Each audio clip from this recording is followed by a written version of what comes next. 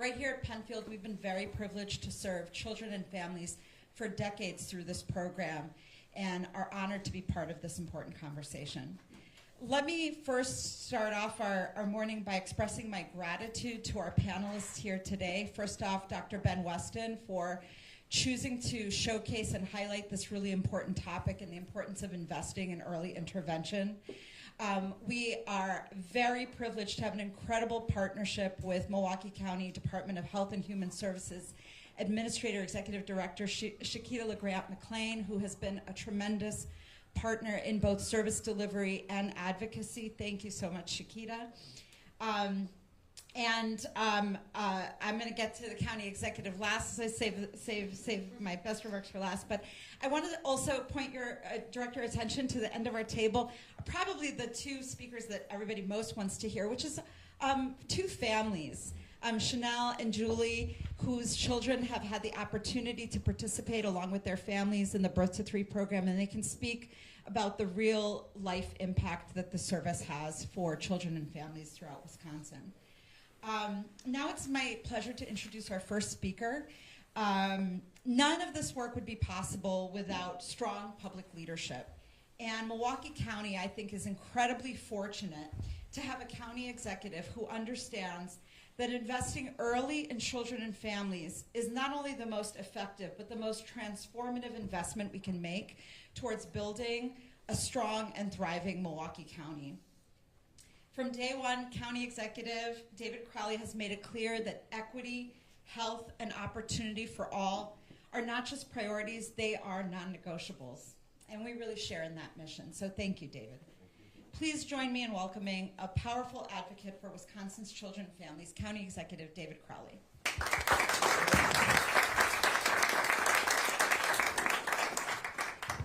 I'm going to make this easier just staying behind this table versus having everybody get up. How's everybody doing this morning?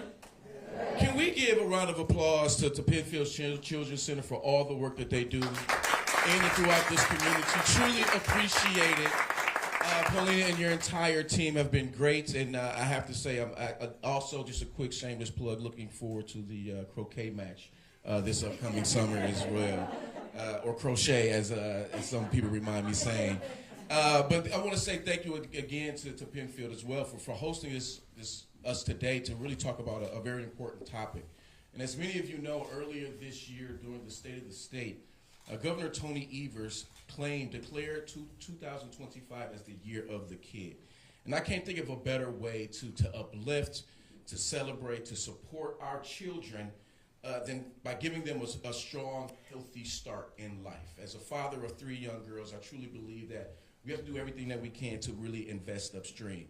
But the care and the support that we provide our children, particularly in those earlier years in their lives, helps to lay the groundwork for their entire future. And so we have to make sure that we're doing everything that we can to help them build a healthier and more resilient lifestyle for the families, for their children, but making sure that we do this throughout all of our neighborhoods across Milwaukee County. And so when we think about a child's potential, we all know that a child's potential is unlimited. But the window of time to provide that potential, it is limited, right? It's a short time frame, and so that is why early childhood education intervention programs, specifically Birth to Three programs, are so vitally important. That's why we're here today. We know that the first 3 years of a child's development are the most important of their life, and it's during that particular time their developmental delays are often identified. And so parents, they may begin to notice that, those delays in how their child moves, how they communicate, how they learn, how they see, how they play with others. And so that's why it's important as we identify these early interventions, and more importantly, connect families with accessible support, we can dramatically improve our children's outcomes for the future and really make sure that those developmental outcomes are improving, while also empowering the families with the tools that they need to not only that they succeed themselves as a family, but so that child can succeed as well. So all across the state of Wisconsin, I believe that we serve about 13,000 children annually in our Birth to Three programs throughout the counties. And these programs, these are federally mandated programs under the Individual with Disabilities Education Act. meaning that we are required to provide these services to the children, no matter what level of funding we actually have access to. And that poses challenges. That poses challenges not only for us with Milwaukee County, but our partners and other municipalities across the entire country. Because right here in Milwaukee County, we've witnessed a 13% increase in the number of children over the past 3 years. But we also have noticed that we've lost about 2/3 of our local providers since 2018. And so we know that the challenges are here. And so when we think about these challenges and couple those challenges with the unsustainable funding model, making it more and more difficult for us to continue providing these important services that so many folks in our community rely on. And so I will tell you, I don't think I need to tell people in this room, we see that the costs over the past 20 years have also increased as well by about $10 million. But we also know that Medicaid and private reimbursement, private insurance reimbursement rates, they're not keeping up to par. They're actually, we've seen some decreases there.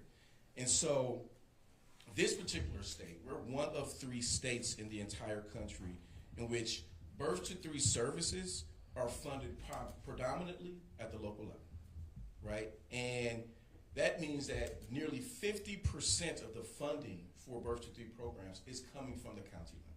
And that's just that's not sustainable for us as a community, and it's definitely not sustainable when we think about the impact that we want to see across this entire country. And so at the end of the day, we all want what's best for our children. We want them to have every opportunity to grow, to learn, to succeed, and early interventions play a powerful role in making that happen for that child, but also for those families. And so investing in children at a young age, it doesn't just benefit them, it benefits our entire ecosystem. It benefits a better foundation of learning for each child, and it helps us to strengthen all of our school systems moving forward.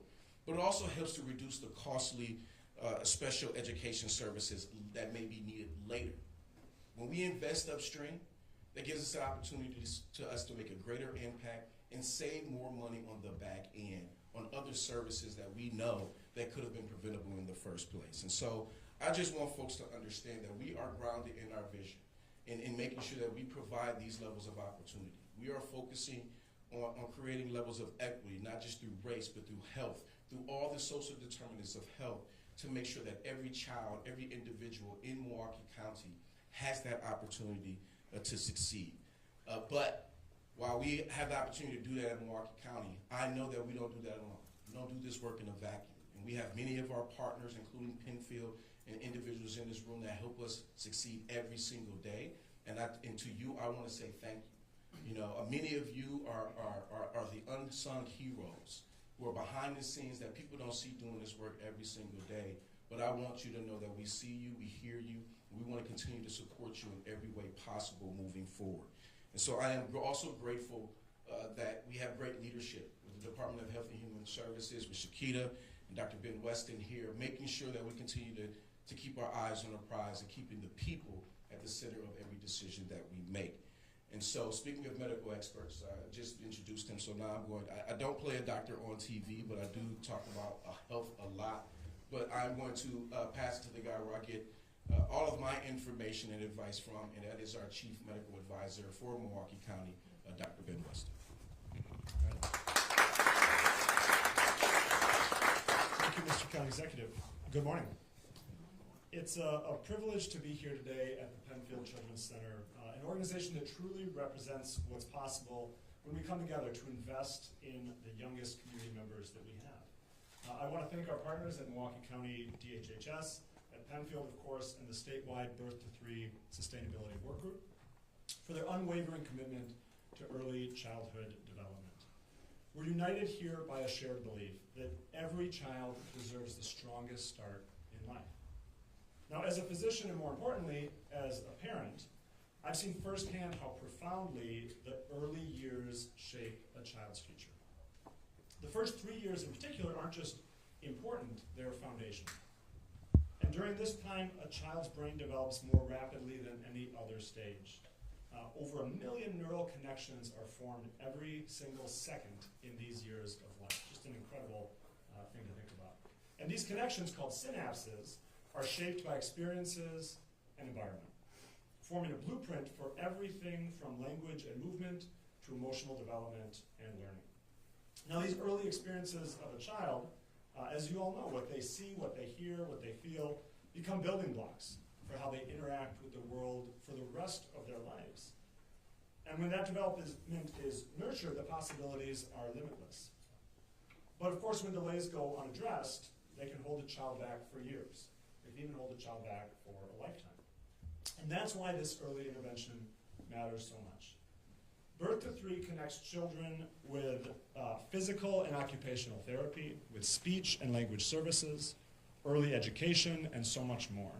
But maybe more than anything, these programs open doors to communication, to mobility, to learning, and to confidence for these kids.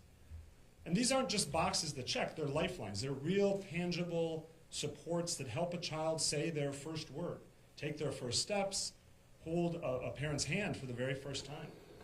And the science is clear. When we act early, children are better prepared for kindergarten.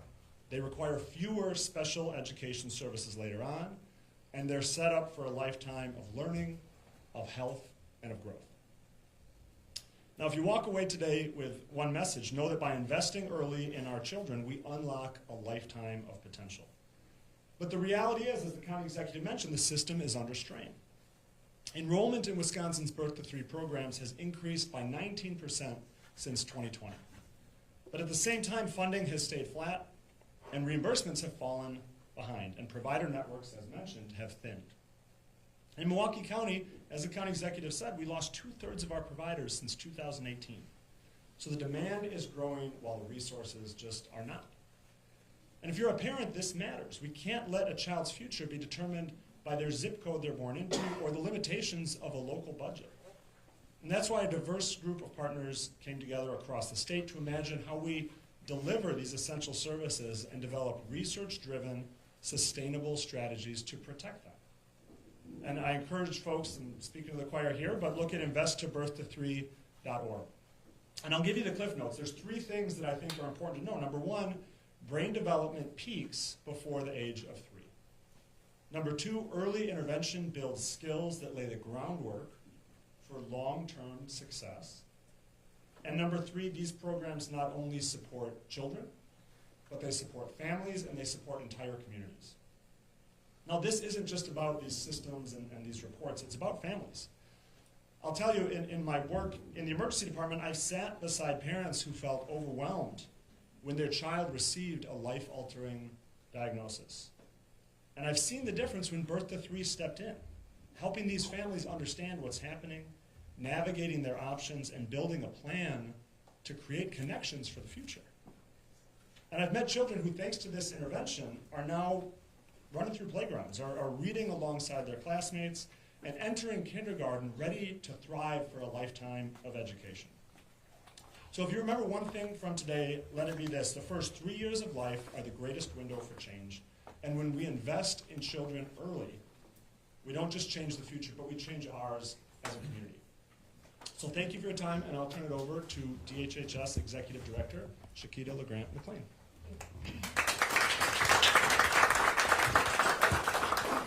Good morning, everyone. Good morning. I'm really excited to be here to see you all in this room because we all have one common passion goal, and that's children. That is investment in children. When we invest in Birth to 3, we are investing in a brighter future for all of us, right? Because those children, we're bringing them up to take care of us. And I don't know about you, but I want young children who can take care of me, right? So when you do that investment, it really is important. And Dr. Weston, the county executive, they talked about how important those first years are, the development of the brain, the development of making sure we are pouring into them with communication, with development, with their social skills. And so Wisconsin's Birth to 3 program, they're critical to the success of more than 13,000 children across our state. Really providing families, infants, and toddlers with early intervention services to support the children with developmental delays or disabilities and helps them have the best possible start to their life. Milwaukee County's Birth to 3 program, it evaluates children under the age of 3, identifying those potential developmental delays and providing referrals to important resources and early childhood intervention services, which includes, and you heard, speech therapy and physical therapy, vision, a number of services, again, to make sure we're wrapping them around not just that child, but also that family. And currently, our Birth to 3 programs, as you heard, across the state, we're facing challenges. And so years of stagnant funding and declining reimbursements and a shrinking in our provider network have created an unsustainable situation for Milwaukee and counties across the state to provide Birth to 3 services. Our statewide enrollment, as you heard from Dr. Weston, has increased 19% since 2020. But that funding is flat. So we have increased number of children that we are serving every year, and we have dedicated, committed staff who are working every single day to make sure that they are providing these services. Birth to 3 is crucial to the development of young children, which is why it is designated as a federal entitlement. It is mandated that we provide these services. And here in Wisconsin, we have the opportunity, all of us, we have the opportunity that we can become a national leader in intervention services for infants and toddlers. That's where it starts. That's where we get to lay that foundation. We get to pour into them. So early intervention is critical to the child's future success, right? By investing in those programs, Wisconsin, Milwaukee, we can build a stronger foundation for the K-12 education system to help improve the child's readiness for kindergarten. I just want to acknowledge DHHS staff and Penfield staff, St. Francis, Curative. Can you all just stand up? If you are a partner with us, can you just stand up for me? Because I think this is important that people see those who are providing these services each and every day. It's okay. It's okay. And the reason that it's important, okay, the reason it's so important, no, truly, we believe that together we can create a healthy community. And that is not just DHHS alone. That is just not Milwaukee County alone. That it has to be our state. That has to be at the federal level. That has to be each and every one of us pouring into. This is not just about Milwaukee County. This is about when we have our children thrive, who thrives? We all do.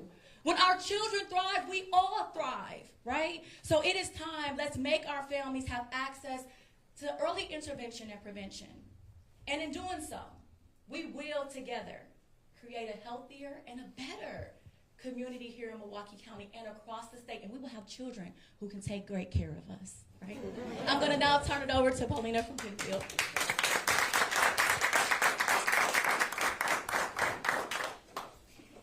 You can see why we really appreciate our powerful, passionate advocacy and leadership at Milwaukee County. At Penfield, this work is very personal. It is at the very core of our mission. As an organization, we've been serving young children since 1967. Our mission statement, which you can see flanked on both sides of the table, is ensuring that children have positive early experiences from pregnancy to age 5. This is not just something we all universally and intuitively want for our children. It's something that over the last 30 years, science has demonstrated builds better brains, positions children for lifelong success and mastery in all areas of their life. And we get to send off children from birth to 3 and know that they're successful in kindergarten and beyond. So this is just an incredibly important investment. And Penfield has been honored to be doing this work since 1975. Now, let me pause on 1975. I hadn't thought of it, but it is actually, 1975 was the year the Federal Individuals with Disabilities Education Act was passed, which authorized birth to 3 funding, and what we're more familiar with, I think, is special education resources in the K-12 system, which was designed to ensure that children with disabilities have access to free, appropriate public education tailored to their individual needs. So at Penfield, we're incredibly proud that from day one of this legislation being passed, we have partnered in the state of Wisconsin with Milwaukee County to be a birth to 3 provider. Just to give you a sense, in the last year we served over 1,200 children. Milwaukee County has served, Chiquita will know better than I, several thousand children per year.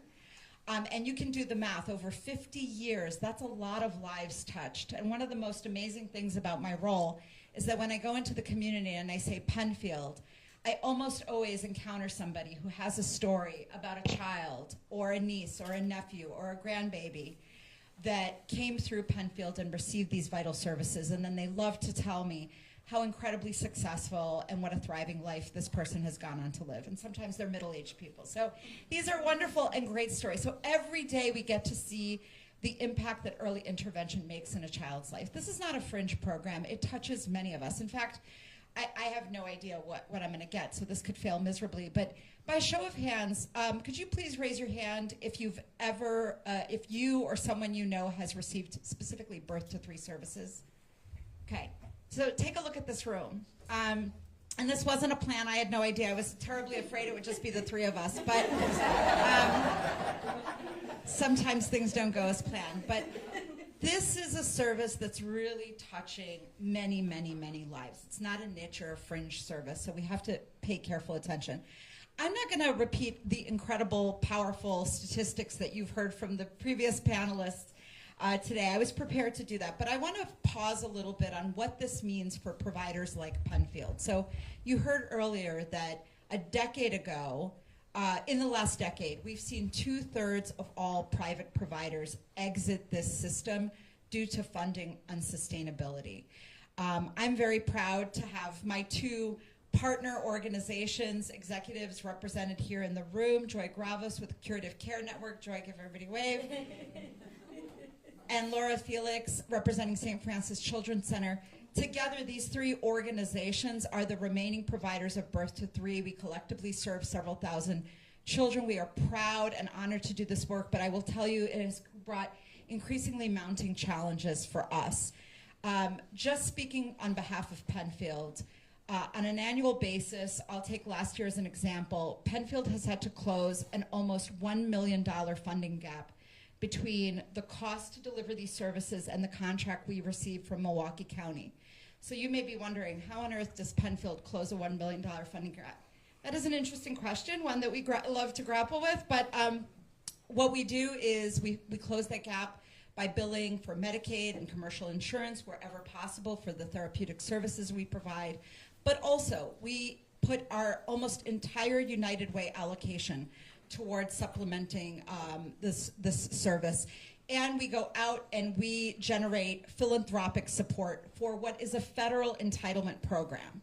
So we pay for this program as taxpayers, and then we go out into the community and we try to marshal additional support for these services.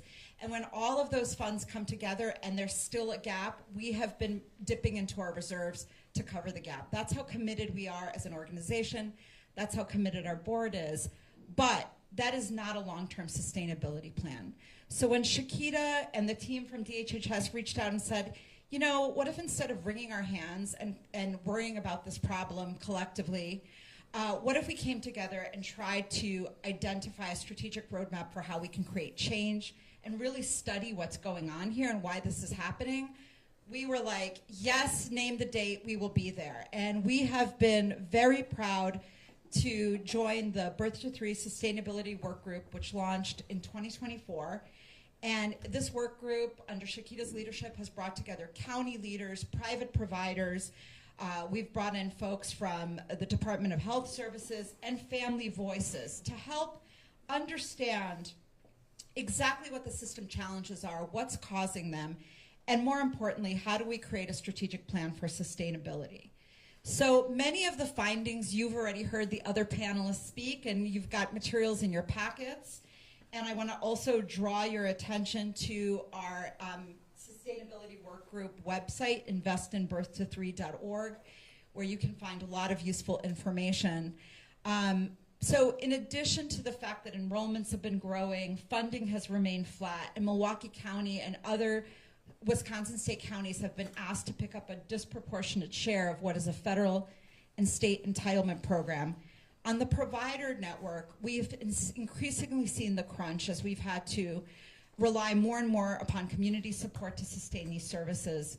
What it means on a practical day-to-day level is we have struggled to maintain competitive wages for our very talented, highly skilled workforce.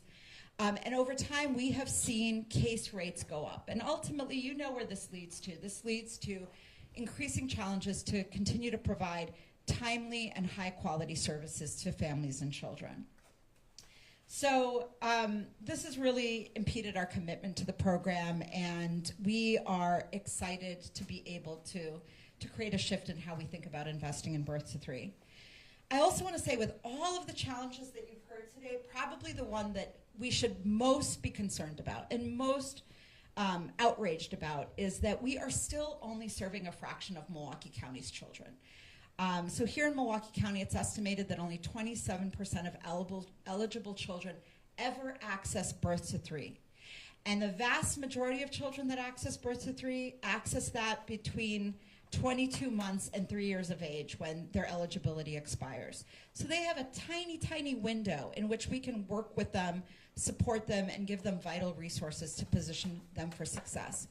What happens when a child doesn't access these services? They show up to school not prepared and ready to learn on day one. And that leads to a cascading effect of failure and stress for families and that child. So these are all, here's the good news, this is all largely preventable. We have a variety of recommendations that we've put forward in our report. The main one that I want to call out is that right now we are advocating as a coalition to secure $10 million increase in state funding in the next biennial budget, starting in 2026. And we'd like to see future budgets for birth to 3 tied to an increases that are tied to growth in enrollments to ensure long-term sustainability. This is not just a budget issue. This is really smart public policy and doing what's right for children and families in the state of Wisconsin. So as I mentioned, you can find all the details on investinbirth3.org. It gets into much more technical aspects of this work. But more importantly, and every speaker here has underscored it, this is really about individuals' lives, and it's about families. And so we are very privileged and honored, and I'm so grateful that the two women to my left took time out of their busy schedules to be here today. I'm honored to introduce you to Julie, mom of Nola, and Chanel, mom of Jackson, who have had their own personal journeys in the Birth to 3 program. And I want to invite you all to give them a hearty welcome, warm welcome, but for them to share a little bit about what this journey has been like for you personally and what you've seen in terms of the impact that it's had for your children. So let's welcome Chanel Harden. So I like to apologize for my voice in advance, but this journey has been impeccable. Jackson has had quite the journey. Coming into this world, I was diagnosed with cancer and had to undergo cancer treatment, which did not give us a good understanding of what Jackson's life would be once he was born.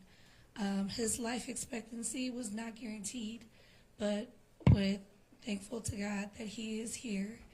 And Birth to 3 in Penfield, their intervention immediately, even as he was on oxygen, made a world of a difference for him. He was turning over and doing physical therapy, smiling into the faces of his therapists. It changed my hope and my thinking and direction of what his future would look like. And even now, as he has grown, I want to say his therapist, I want to say is his very best friend. He looks forward to her coming home to our house every single day. Ironically, her name is Miss Rachel. And he is absolutely obsessed with Miss Rachel. So it just has been absolutely a whirlwind to see him go from being nonverbal at all. He was nonverbal, would not respond to us, me or his father, to his big brothers too. He was not responsive at all until they came in and did his interview. Right when they did his interview, Jackson said, "Hello, my name is Jax." And I was just taken aback. I said, oh, so you just needed that little push, that one brick of foundation to prove to them I'm worth the investment. I'm worth the ability for you to work with me. And he just graduated from birth to 3 and had his 3rd birthday on Easter. So this has been made a world of a difference for me, giving me hope after going through such a hard time, from finding out I had cancer to him being born, not being sure, and just the reassurance from everyone that I worked with. Penfield is a remarkable place, and they just restore hope in the most passionate ways. There's no judgment here. There's no judgment at all, and the investment is impeccable. So I just want to thank everyone, and thank you for giving me the opportunity to speak on our experience. And I know that he is ready now, and that he will make a difference going into school this year.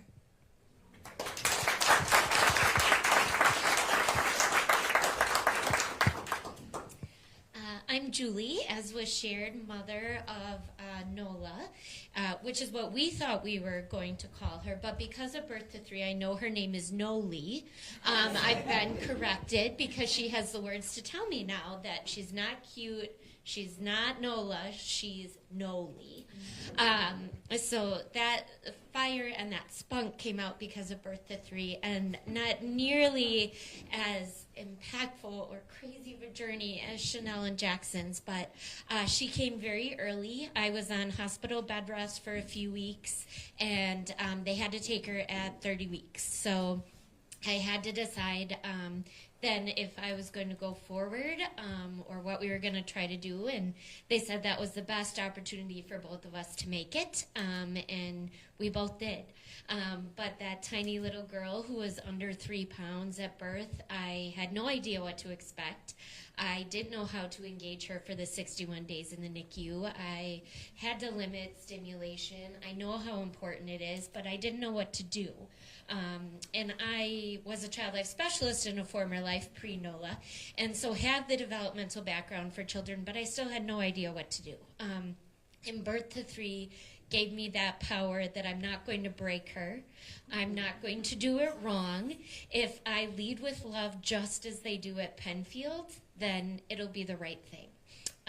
And so I'm one of that very lucky percentage that Nola had birth to 3 from the time she was the equivalent of a newborn, chronologically adjusted, until her birthday will be May 20th, and her last session, her discharge, is May 13th. So she had it almost all the way through, and I knew I was lucky at the time, but I had no concept of how lucky I was when I hear about the huge gap and discrepancy of all those children who have stories just like mine that weren't fortunate enough to get all those things that Nola, her dad, Joe, and I all got for her.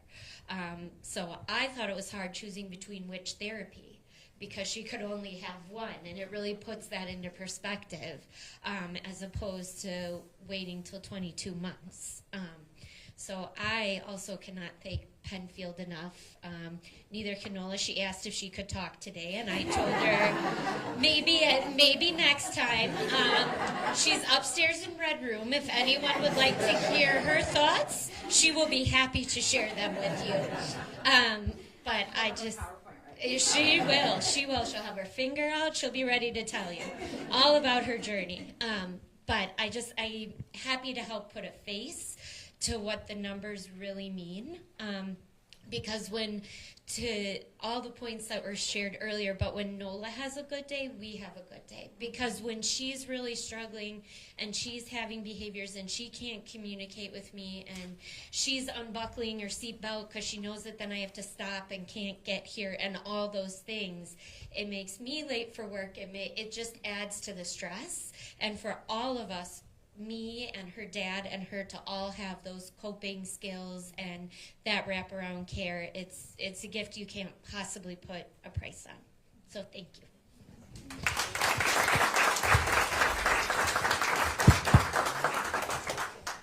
Well, thank you, all of our distinguished speakers, for painting a really well-rounded picture of how vital these services are in our community and throughout the state of Wisconsin. I don't know, do we open it up to questions? How does this typically work next? I don't think they're going to be asking me too many. Any questions? That makes it easy. Well, thank you all for making time to be with us here today. We appreciate all of you. Thank you. Have a great day.